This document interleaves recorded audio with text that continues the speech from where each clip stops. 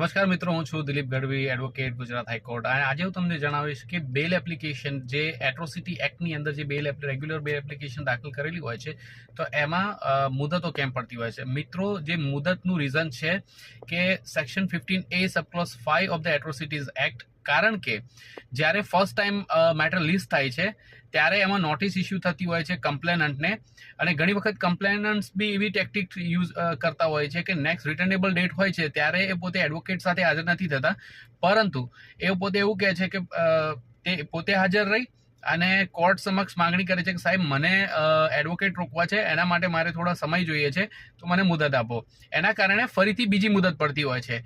ઘણી વખત આ મુદતો લાંબી ચાલતી હોય છે ત્યારે લોકોને પરસેપ્શન એવું હોય છે કે કેમ આ જ પ્રકારના કેસની અંદર આટલી બધી મુદતો, પણ that is because of the provision.